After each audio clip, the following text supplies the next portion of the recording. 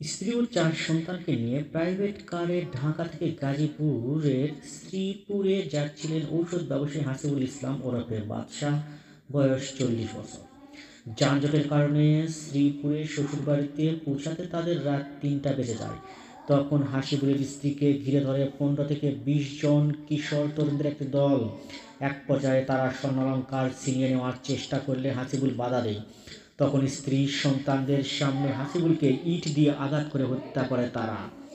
স্বামীকে হারিয়ে স্ত্রী মাহমুদা আক্তার বলেন, 4টা সন্তানের এখন কি হইবে, চোখের সামনে মানুষটাকে এইভাবে মাইরা ফেলাইল। গতকাল বুধবার দিবাগত রাত্রে শ্রীপুরের কেওড়া পশ্চিমখণ্ড মসজিদের মোড় এলাকায় এই ঘটনা ঘটে। নিহত হাসিবুল বরিশালের বনারীপাড়া উপজেলার ইলোহার গ্রামের বাসিন্দা। তবে শ্রীপুরে শ্বশুর মোহাম্মদ আলীর বাড়িতে থাকতেন। সেখানে তারা একটি ওষুধের দোকান করেন। আজ বৃহস্পতিবার সকালে নিহত হাসিবুলের শ্বশুরবাড়িতে গিয়ে দেখা যায় স্বজনদের ভিড়, বাড়ির ভিতরে কান্নার আওয়াজ। আজাহারি করছেন নিহত হাসিবুলের শাশুড়ি হনুফা বেগম। কাঁদতে কাঁদতে বলেছিলেন, আমাদের পরিবারে সে আসিল একমাত্র ভরসার মানুষ। বাড়িঘর দেইখা রাখা, স্ত্রী সন্তান ও আমাদের দেইখা রাখা আর কেউ রইল না।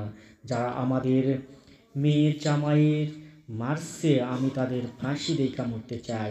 হনিফা বেগম প্রথম আলোকে বলেন, হত্যাকারীরা স্থানীয়, তারা তাদের সবাইরে চেনেন।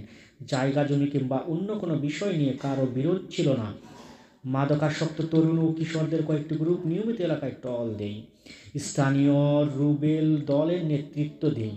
তারা এলাকায় ছিনতাই, চাঁদাবাজি সহ মাদকা বিক্রি ও সেবন করেন। তাদের কয়েকজন মিলে প্রথমে স্বর্ণালঙ্কার ও মূল্যবান জিনিসপত্র ছিনতাই করেন। বাধা দেওয়া হাসিবুলকে ইট দিয়ে আঘাত করে হত্যা করেন। নিহত হাসিবুলের স্ত্রী মাহমুদা আক্তার বলেন, তারা রাতের খাবার খেয়ে ঢাকা থেকে শ্রীপুরে আসেন। আজ সন্তানদের স্কুলে ভর্তির কাজ করার কথা ছিল। যানজট থাকায় বাড়িতে পৌঁছাতে রাত 3টা বেজে যায়। বাড়ির সামনে পৌঁছালে স্থানীয় রুবেল, রোমান, অন্তরসহ 15 থেকে 20 জন তাকে ঘিরে ধরেন। এক পর্যায়ে স্বর্ণালঙ্কার ছিনিয়ে নেওয়ার চেষ্টা করেন।